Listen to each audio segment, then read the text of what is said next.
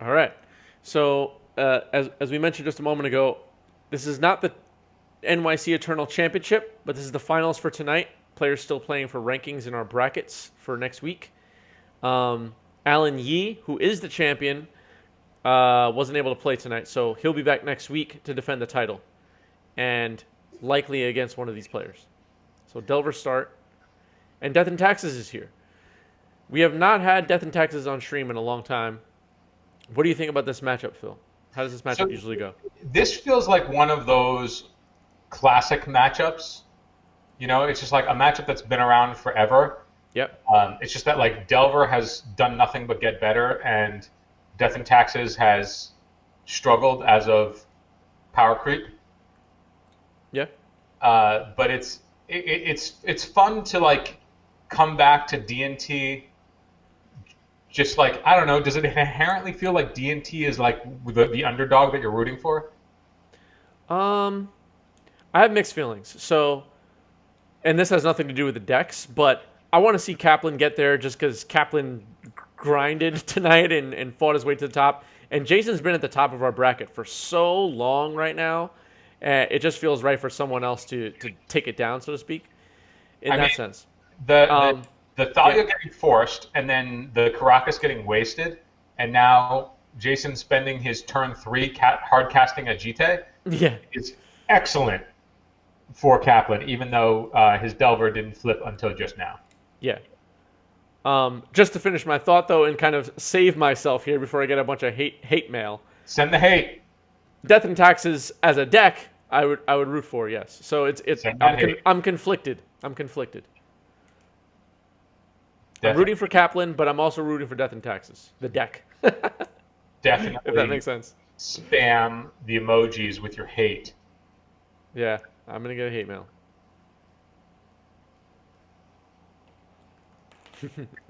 So a good thing, though, is that for Jason is he has yet to miss a land drop, even through that wasteland. And a second force is coming here, pitching the days on this Swords to Plowshares.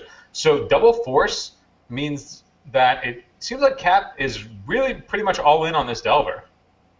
Yep. It looks like he has a follow-up threat, though, because he's tapping his island. I imagine this Volk is also going to get tapped, and we're going to see a follow-up threat. My guess is it's going to be a Sprite Dragon because he's doing a pre-combat. Probably. Or he's... Oh, never mind. That was dumb. His island just got ported, that's all. I went down this whole line of play that we were anticipating, and it was just a port on the island. Which makes sense flavor-wise. Yep. So I guess this Delver got in there, right? Is this the second attack from Delver? Yeah. Yeah, but it's also the Delver was not flipped for that first one. So we have a Wasteland on the Volk here coming from Jason's side. Okay. I mean, now that we think about it, porting anything other than an island makes 0 sense. Because of Wasteland, you mean? No, because flavor-wise, there aren't ports in swamps. Oh. There aren't ports on... Oh, you said flavor-wise. Yeah. It's pretty much only islands. You can't port a mountain. There's no ports on mountains. I think it's less literal.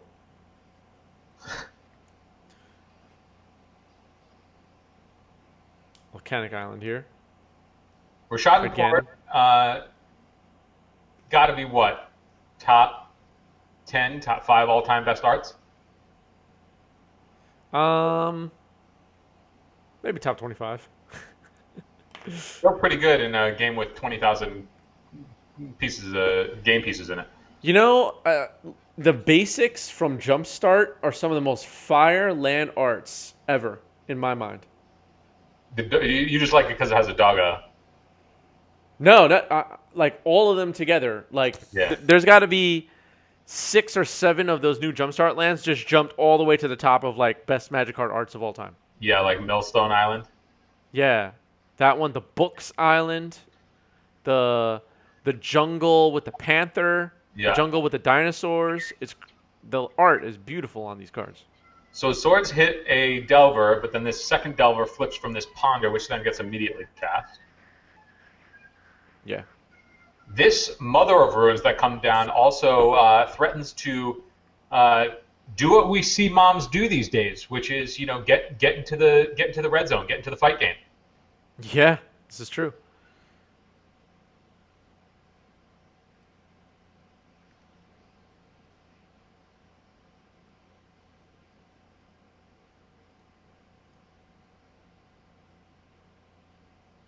Yeah, top 10. Top 10 for sure. Russian import? Yeah. Yeah. The Chain Lightning's going to deal with that mom, and this Delver comes in for another 3 damage. Is Jason playing off the top? Does he have a hand? I don't know. It doesn't look like he. He has one more card in hand. Yeah, Flicker Wisp on Delver. It's So pretty good. Flipper Wisp is going to check that Delver to have to look at the top card again.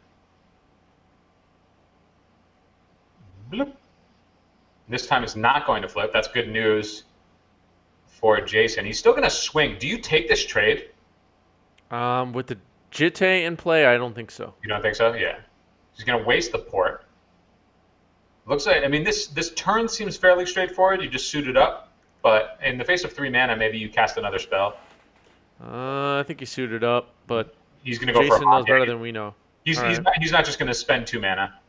Oh, he is. He just has another port, so he's going to equip on top of it. It gets in.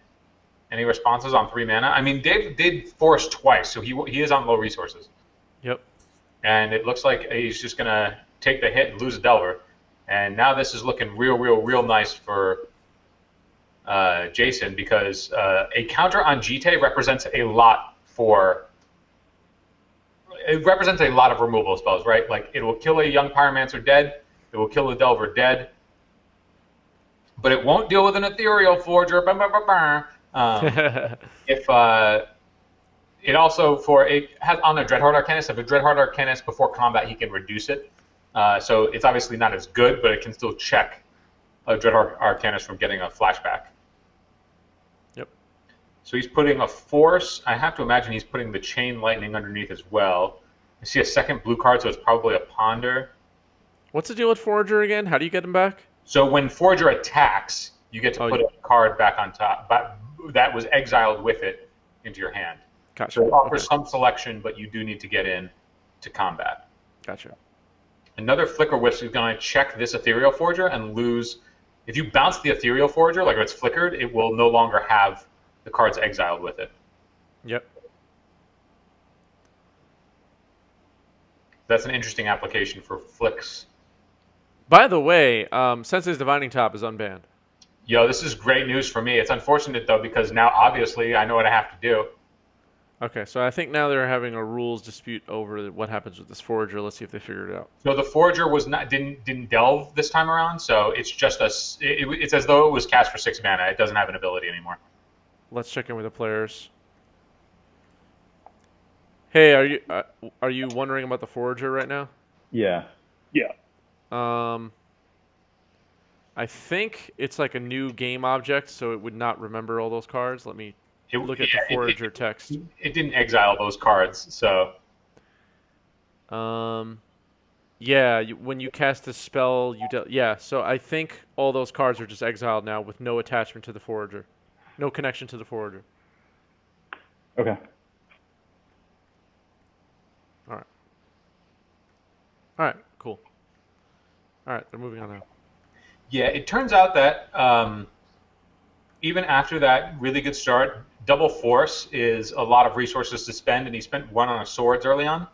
The Thalia makes total sense. That early swords, though, if that was his only threat, also makes sense at the time. But then the follow-up Jitte getting through meant that every threat that Jason draws is a threat that is potentially game-ending. Yep.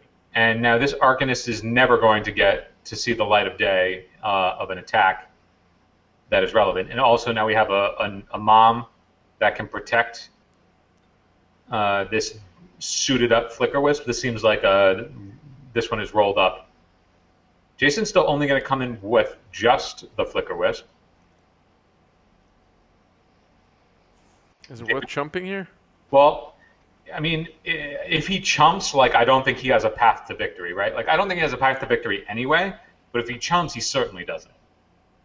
This is true. It's like, if you block, you're not dying, but 2 more counters are going to go on the GT. It means that every threat in your deck is now blank, and he's not playing anything, like, Dave is not playing any permanents that aren't susceptible to a GT. He's not playing any Planeswalkers. So, unless he Brazen Borrowers to bounce the GT. All right, so he just took the damage. GT gets 2 more counters. Now it's 5 counters and Recruiter the Guard. I think this game's over. Yeah, this game was over beforehand. We're just seeing a bunch of still had all Ds. Flicker Wisp. Again. It's also a 1-turn clock. He can just give his Flicker Wisp +10/+10 next turn. Yeah. And give it pro whatever, I mean, granted, he's not going to do that. He's not, he doesn't have any reason to go all in like that. But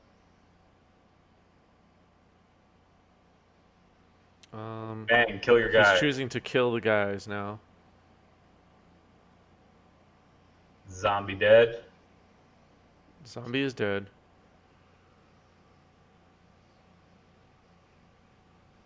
Yo, do you remember when Stoneforge Mystic and Young Pyromancer won a GP? In the same deck? Yeah. I don't remember that. BBD won GP New Jersey, the 4,000 person legacy GP, with Stoneforge Mystic and Young Pyromancer when Treasure Cruise was legal. Oh, okay. And now it makes me want to see Stoneforge Mystic and Dreadhorde Arcanist. Charming Prince, it's fine. Both Revokers are blank when Jason knows Dave's sideboard and game plan and knows that there are actual 0 targets for it. So it's pretty easy for him to board out the Mirran Crusader and the 2 Revokers, which is fine because I can't really see what he would really want to bring in other than probably the Path to Exiles. And that's it. Maybe you're interested in Council's Judgment, maybe? I think Council's Judgment is too expensive. I was saying maybe you can free roll. Since you're not interested in having the Revokers in your deck anyway, you could probably bring in Rest in Peace, and it's fine to just deal with the threat that you care about the most, which is Arcanist. But at the end of the day, it's like if you keep in the Mirror Crusader just as an additional threat, even though it's your worst one, it's not totally the worst. I could see you. Yeah, I mean, it just doesn't seem like anything else really lines up because there's no disenchant targets out of blue-red. Deafening Silence isn't really. You can play around it in blue-red, so it's not for that. Path to Exile is a slam dunk though. Surgical, I mean, if you're doing it, you're probably just Rest in Peacing. Even though I don't think you need to. I mean, maybe Council's Judgment is just another removal spell. It just seems pricey. But I guess if it's 3-mana removal spell versus 3-mana Mirran Crusader. I think Council's Judgment might be better than Mirror Crusader here. Yeah, maybe on the draw. Still possibly, yeah. Yeah. I mean, Mirror Crusader is obviously not very good unless it's on offense in this matchup, but a good start for Jason getting a turn 2 Thalia, but it's going to get dazed. So another really good start on. So last game it was Double Force that put Dave down really low on resources and became an issue, whereas this game he has the classic Delver into Daze start. Should we tell Dave to move his playmat? Yeah, he slid that. I'm just realizing now he's like off the thing. Kaplan, can you push your mat forward? The entire mat forward? There you go. Perfect. Thank you. All right, that fixed it. I thought it was on my end. I was trying to fix it. Yeah. Oh, well, as he was picking up his deck, his playmat was just naturally sliding back. Yeah. All right, all fixed now. Sorry about the sloppiness. That was my fault. Set. All right. Sorry, what were you saying about the? I was saying that it's once again a turn 2 Thalia, which got forced the previous game. Right. Got dazed this game. The thing about this time, though, is even though there's a known Abrade that Jason can choose to play around, so that's good information for him to have. So he's not just going to throw an equipment out there without that card getting burned first. So that's good, right, for Jason to have that information. Yep. Don't know if he's going to want to Wasteland. I think Wasteland is off the table until he gets some kind of parity on the board, because this Delver flying in the air is going to be checking his life total pretty fast. So I imagine he's just going to want to be casting spells rather than denying mana. And there we see a Flicker Wisp. As a Delver player, I've been in this situation. You have your Flip Delver, you feel like you're going to protect it and get there, and then a stupid Flicker Wisp shows up. So he kept in Spell Pierce, which makes sense if you expect Path Exile to come in, which is important. Yeah. I guess Force of Will trading for 3 mana is pretty good. Would you have fired off Force on a Flicker Wisp there? I guess if your hand is removal light and you don't want to waste your Abrade on it? Yeah, it depends on your hand. Yeah. Because I also wonder if, let's say he landed the Flicker Wisp, checks the Delver then reflips, right? Let's just say it blind reflips. And then Kaplan offers the trade. Do you think Jason takes that trade? I get there's a lot of dependency on what they have in their hands, but if you were Kaplan in that spot, just with the information that we know, and a Abrade in hand, do you force it?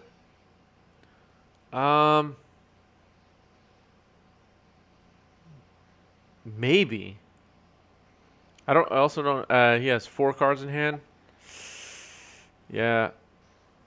I don't know. That's a tough call. I don't even know. Yeah, I might just let it slide. I might just let my Delver go back to my hand. I mean, back to exile, whatever. He's snowballing it. I mean, at least Kaplan, he checked the Force, and then now he's snowballing the advantage because he had a Wasteland to catch the Caracas, and then he followed up with an Arcanist. And so now a Source to Plowshares. I have made the mistake many a time before where I made this mistake against you, against one of the early 90s MTG matchups, where we were at parity, you were checking my life total with an early Delver, and I thought it was going to kill me fast enough that I felt priced into using a Source to Plowshares on the Delver as opposed to an Arcanist that you had, and then you just buried me under the Arcanist. Now, It was still like early on when like learning how to play properly against Arcanist, but it's like Jason here making, I think, the absolute correct call, which is to get rid of the Arcanist. I think just relative to the other players that played at our local shop, I started using Arcanist before everybody, and I definitely earned a bunch of store credit based on that decision, just because the card is just so damn good, and people just didn't bother picking up copies or didn't have copies yet or whatever. And people didn't know how to play against it. They didn't value it. What's that? Red Confidant. Yeah. The card was good. I'm always looking at, whatever decks 5-0'd leagues or whatever, and just trying out whatever new cards people are splashing. A second Source to Plowshares, though, is going to clear the way of all threats on the table. So now a Stoneforge Mystic follow-up after clearing the board. It's pretty good. I think Jason has to be one of the more proficient pilots with these non-blue decks. Absolutely. I've played against just once, at least that I remember, Jason on Death and Taxes, and I was on Blue-Red Delver, and I felt so outmatched. I felt like I had no chance. I've only played against Jason once, and he was on Death and Taxes, and he obviously rolled me. Have you played against Jason on stream yet? On stream, like on our stream? Because I've only ran the Gambit on Mondays. I've yet to climb the ladder on Wednesdays. Okay, got it.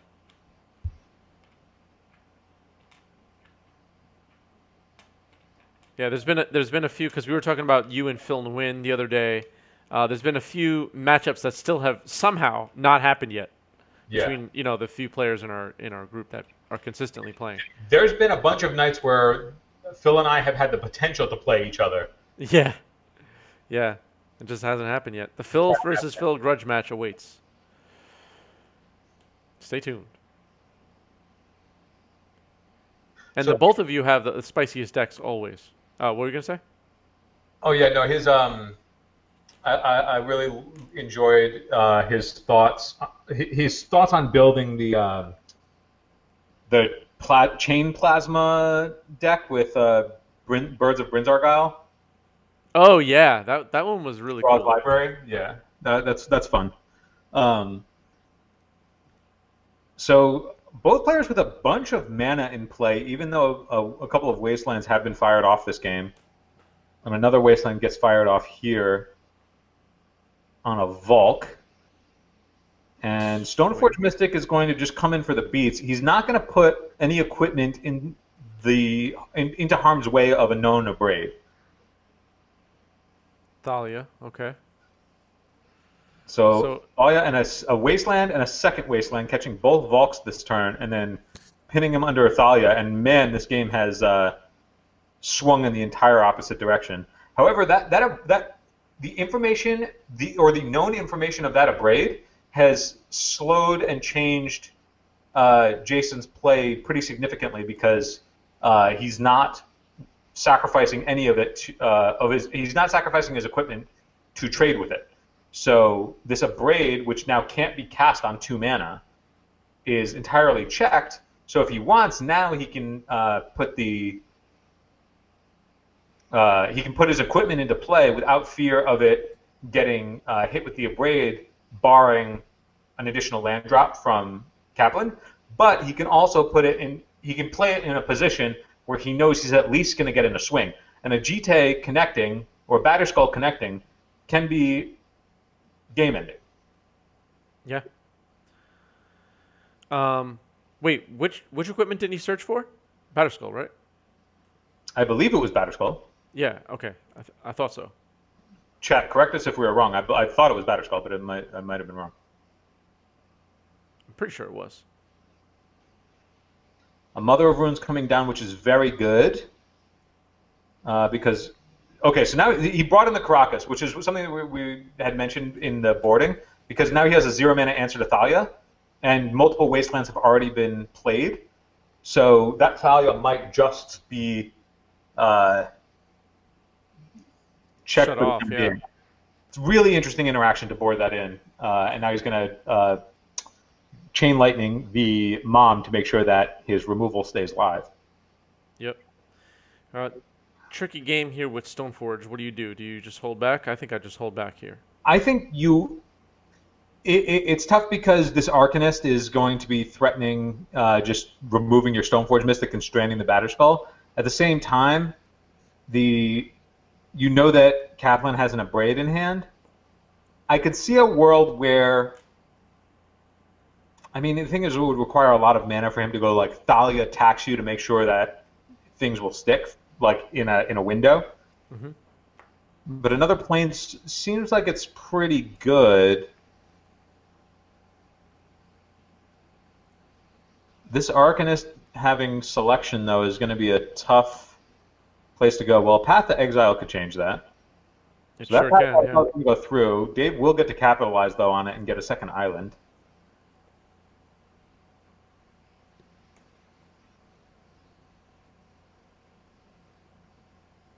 So I know the sideboards were obfuscated, but how many Path to Exiles did Jason have in the sideboard? I'll check. Was it 1 or 2? Let's see. I'm the admin of the event, so I just got to remember how I can check that. So a port on the mountain, another wasteland. So there was a port on the mountain to make sure that a young Peasy or another Arcanist can't come down. So get this. He has 3 Council's Judgments in the board and 2 Path to Exile. 2 Rest in Peace, 2 Deafening Silence. Everything else is a one-off. Path to Exile, obviously great to just have more Swords to Plowshares against if your opponent's bringing in Uro. It's another good card against Merit Lage. I mean, I think Merit Lage is probably a good matchup for D&T. But yep. Council's Judgment, I mean, you got to have ways to deal with walkers. A lot of walkers. Yep.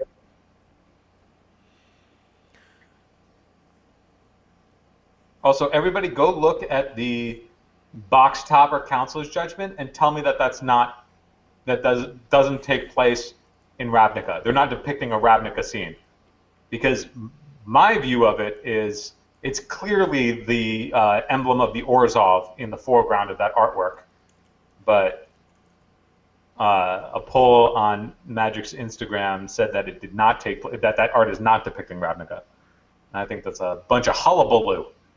Oh, it does kind of look like the Orzhov symbol, yeah, but it looks like it's actually just a that thing that steers the ship. I forgot what it's called. Yeah, it could just be the wheel of a ship, I guess. But Yeah. it looked like the Orzhov symbol to me, and It did, yeah. I thought it was Orzhov symbol too.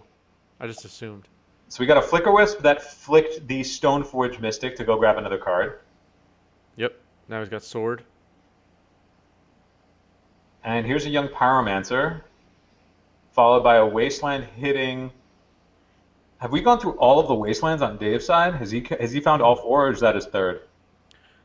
We can know by looking at Jason's yard. Yeah, I'm trying to count it out. I think that's the fourth. Oh, is it the fourth? Well, Raucous, a port, the Mishra's Factory. yeah, maybe just three. Maybe just three. So the Flicker Wisp gets in for 3. This Pyromancer is going to get to untap. It's pretty good for Pyromancer. Pyromancer's pretty good in this matchup. Swings for Pyromancer. Yeah, so Blocks with Stoneforge. Jason, not even thinking about it, snap blocks. Yep. And now he's going to be able to overload this Abrade, so if you wanted, I guess he's just not even going to risk it at all. But he had the option of putting in equipment to bait the Abrade so he could stick the one that he wants, because both equipment are game-ending. But Jason, very patient. He's just like, I know about it, and I'm just not going to let you convert it unless you want to use it as a removal spell on a creature. Delver on Kaplan's side as the follow-up threat after trading that Pyromancer. That Pyromancer generating no tokens feels like a huge win for Jason. Yeah, that attack was risky. And another Stoneforge Mystic. So now Jason is just playing the card advantage game at this point. Yep. And there's Batterskull. So Batterskull must have got sent back to the deck at some point. Either that or he just he had the he pulled the GT first. Okay, maybe. It's possible that he did that and I missed it. All right, a Ponder cast off after revealing it off. Snap Shuffle. That's a good sign for Jason. Yeah. I mean, Jason is really, after that, like, exposing that Abrade to that early Delver is really dictating the cadence of this game, because Kaplan refuses to fire it off on a threat, and Jason refuses to let him convert it for an equipment. Yep. At what point is it worth it to just Abrade Stoneforge?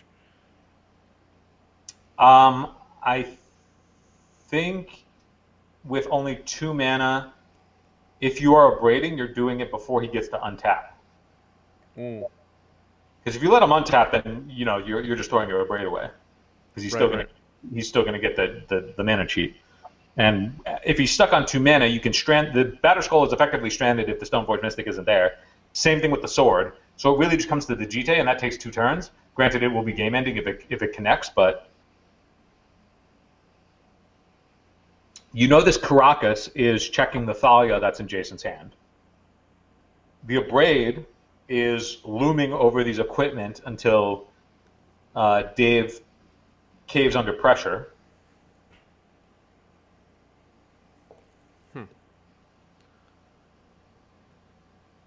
The thing is that if a GT touches the board, it means that every threat then demands a removal spell. And there might not be enough removal spells in Delver 75 to contend with that. Well, Delver gets in for 3, and it looks like, if I'm not mistaken... Okay, so Flicker Wisp didn't attack, so never mind everything I was about to say, because I was going to say Delver would win this race, which is why Jason chose not to attack. Yeah, Jason just drew in past the turn back. He didn't hit a land drop. Okay. And then a Brainstorm for Kaplan is going to continue to filter this draw. So I can't tell how many Wastelands Jason has gone through. I think just 1. I think it's 2. Oh, maybe you're right. Maybe you're right. Look up on his. I think it is 2. You're right. 3 Wastelands hit him, and 2 Wastelands hit Dave. Yeah. So he's going to need to find another one of his 2 Wastelands to hit that Caracas to clear the way for his Thalia. Yeah. Thalia would be another decent threat to have to pin equipment to. I don't know if the mana tax is there. Yes, like the second that Jason decides not to attack, he'll be willing to take a trade with a Delver. The Brainstorm, I guess, found a follow-up Delver, and that's why Cap was cool making that trade. And this is it, right? So now he's putting in the Batterskull, and Batterskull might not be the equipment that actually matters more than the GT, but it's definitely enough that the Abrade has to be spent on it. Yeah. If Batterskull gets to start attacking, this game will definitely end in Jason's favor. Yeah, so so Abrade hits it. Jason was able to bait the Abrade with the Batterskull. Still, like, it's what the Abrade is for, right? Like, the Abrade proved its sideboard slot value. But now, if with tapped out, he gets to swords this Delver, and if he found a land, he can cast his GT, or he can hold up the Stoneforge Mystic and put in the sword. He didn't find the second mana, it looks like, because he's swinging with the Stoneforge Mystic, and he's just going to get to untap. So Jason decided to use that window as a means to get rid of a threat, and then another Sprite Dragon as a follow-up threat plus cantrip. So good back and forth that volley. Yep. Sprite Dragon could get itself out of range for a GT hit? A GT hit, yeah. GT is far away from connecting, though, because it's going to take at least 4 mana, which in this board state is 2 turns. Yep. So I think we're going to see if Jason has been sandbagging. Yeah, okay, so he did bring in an Council Judgment. Okay. Days? No days. It's good enough. Get in for 1. It's been a close game. We sweat the days on that one because Jason hasn't walked himself into any dazes recently. Yep. Jason and Dave with the threats. Yeah, really. Dave has been able to present a threat every time they've been removed. This has been a really swingy game back and forth. It's also worth noting that if Dave starts finding any of his burn spells, that he might be better off sandbagging them to go to the face until he has to check one holding a creature holding an equipment. True. He finds a second red source here if he wants it. He's just going to pass the turn. So it's unfortunate that he had to keep another land. He probably doesn't want it, especially with the Caracas being able to check the Thalia. But the shuffle effect is probably worth enough that he's okay keeping the land.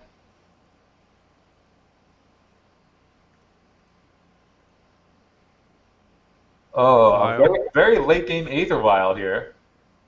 Very late game for sure.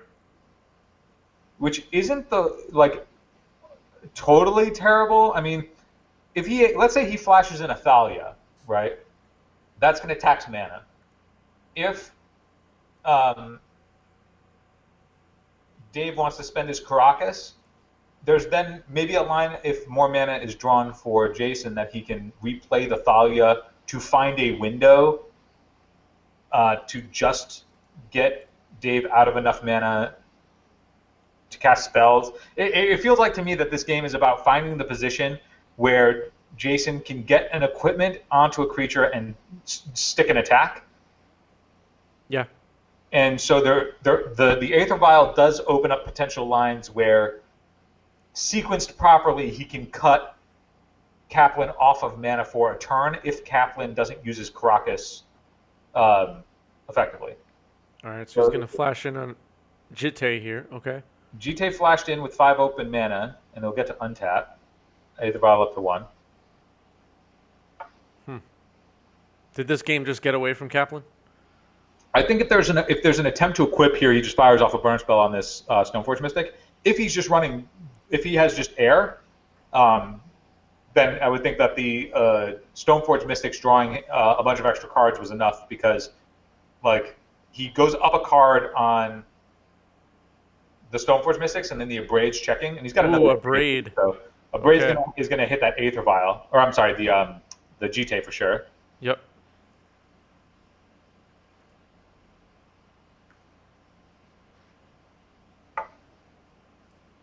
Looks like they're figuring something out.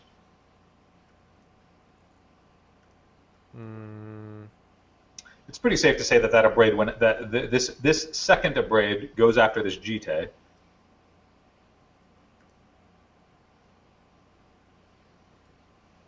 I'll give them a moment before I intervene. Maybe they're just trying to make sure that life totals are correct. All right, I'll check with them. Hey guys, I'll are you get good? the Stoneforge. Oh, was that Chris? I just wasn't Yeah. sure. Are you guys good? Yeah, he was debating his target for a braid. Oh, okay, cool. So he killed Stoneforge Mystic with it, and So it looks like Dave went after the Stoneforge Mystic, Yeah, he killed the Stoneforge. which going after the Stoneforge Mystic is a gamble because, I mean, in this position, Jason is choosing to port the Volk, but he could also go end step, port your Caracas, untap Aether Vials in so this turn he'll be able to go end step, tap your Caracas with his port if it doesn't catch a Wasteland, and then Aether Vial in the Thalia that we know he has, and then be able to equip the GTA and get in if there's no removal spell. And that's what I was talking about finding just that one window of thumbs down. I think Dave is just getting punished for not throwing that Abrade at the GTA. I think hoping that Jason was on empty is not going to pay off here because there's the deck just has so many creatures. I think you have to kill the GTA, unfortunately. I think the game is likely to come down to the choice of going after the Stoneforge with that Abrade instead of the GTA. Yeah. I don't imagine. I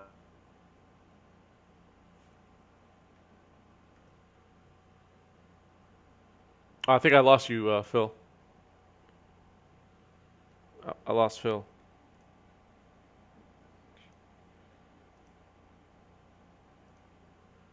What happened here?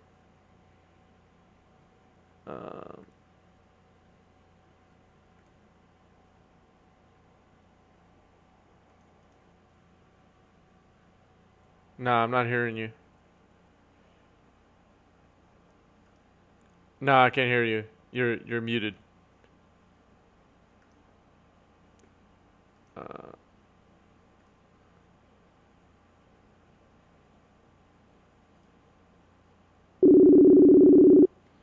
Start by the sounds.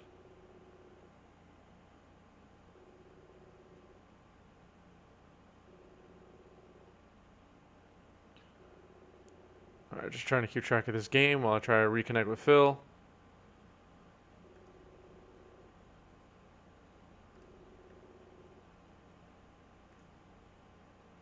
Hey, what's up? Can you hear me?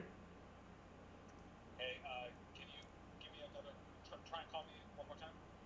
Yep, I hear you now though.